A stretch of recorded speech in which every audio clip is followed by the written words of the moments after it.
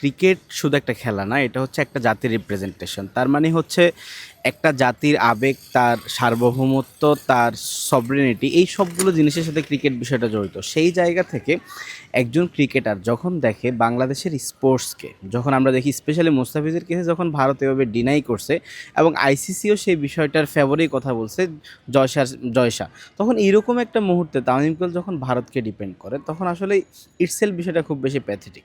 একজন senior cricketer হিসাবে আমরা ক্রিকেটার হিসেবে তাকে দেখি না, আমরা প্রত্যেকটা স্পোর্টসম্যান যে মানুষগুলো আছে এদেরকে দেখি আমাদের রাষ্ট্রকে রিপ্রেজেন্ট করে। সো এই রকম জায়গা থেকে তার যে কথা বলাটা, এটা আসলে বোঝা যায়, এটা আসলে তার যে দেশপ্রেমের একটা ঘাটতি সেই বিষয়টা পুরোপুরি দেখা যায়। এবং তার পক্ষেও যারা স্ট্যান্ড নিয়েছে, আমরা দেখছি আসলে তাদের ওই পোস্টগুলোর রিয়েক্টটা আমরা কি দেখতেছি, অনেক বেশি পরিমাণ মানুষ হাহা দিচ্ছে। তার মানে কি, মানুষের যে ন্যাশনালিস্টিক পার্সপেক্টিভ, ওই ন্যাশনালিস্টিক পার্সপেক্টিভ থেকে তার আলোচনাটা মিলতেছে না। তো সর্বোপরি আমার যে আশা বা আকাঙ্ক্ষা সেটা হচ্ছে ক্রিকেটাররা ন্যাশনের যে ইন্টারেস্ট, সেই ইন্টারেস্টকে প্রায়োরিটি দিক এবং সে প্রায়োরিটি দেওয়ার মাধ্যমে কথা বলুক, যাতে তাদের মাধ্যমে আমরা আমাদের দেশকে রিপ্রেজেন্ট করার যে আশা আকাঙ্ক্ষা সে বিষয়টা দেখতে পারি। প্রথমত হচ্ছে পরিচালকের দিক থেকে সরাসরি একজন ক্রিকেটারকে দালাল বলা বা এই ধরনের আসলে ফ্রেমিং করাটা একটু আসলে অপেশাদারমূলক। কিন্তু বিষয়টা হচ্ছে এটা একটা এক্সট্রিম কেস, কারণ আমরা আসলে জুলাইয়ের পরবর্তী এবং পূর্ববর্তী সময় যদি পুরোটা প্রেক্ষাপট দেখি, না ভারতীয় আধিপত্যবাদের পুরো বিষয়টা আসলে ইস্টাবলিশ, এবং সেক্ষেত্রে আমরা পুরোপুরি সময় দেখেছি আমাদের প্রত্যেকটা ক্রিকেটার আসলে সেখানে চোপ। এবং সেই মুহূর্তে যখন তারা একজন ক্রিকেটারকে, স্পেশালি আমরা যে ক্রিকেটার বিভিন্ন ধরনের পলিটিক্যাল অ্যালাইনমেন্ট দেখি এবং তারপরে যখন তারা সেই মানুষটাকে সাপোর্ট করে, তখন আমার কাছে মনে হয় ব্যক্তিগতভাবে তারা ক্রিকেটারের চেয়ে অনেক বেশি রাজনীতিবিদ হতে যায় এবং ক্রিকেটারের চেয়েও রাজনীতির মতো বিষয়গুলোকে বেশি গুরুত্ব দেয়, যেটা আমরা সাকিবের সময় দেখেছি।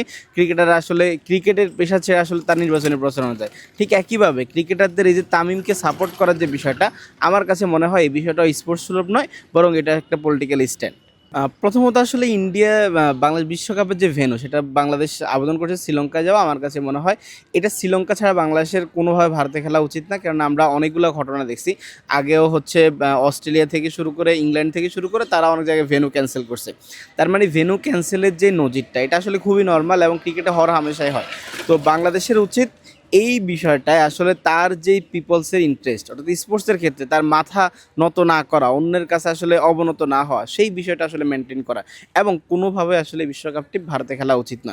যদি ভারতে খেলা উচিত তখনই হবে যদি ভারত আসলে আমাদেরকে রেসপেক্টফুল একটা ইকুয়াল জায়গা থেকে ট্রিট করে, তখনই আসলে বিষয়টা বিবেচনা করা যেতে পারে। তবে বর্তমান যে কনটেক্সট, সেই কনটেক্সটে জানিয়ে বাংলাদেশের অবশ্যই উচিত ভারতে না যাওয়ার বিষয়টা পুরোপুরিভাবে একমত থাকে এবং শ্রীলঙ্কায় ভেন্যু হলে খেলা, আর না হলে আসলে বিশ্বকাপের এই জায়গাটা আসলে তাদের পার্টিসিপেট করাটাও আসলে কতটুকু যুক্তিযুক্ত সেটা আসলে প্রশ্নের দাবি রাখে।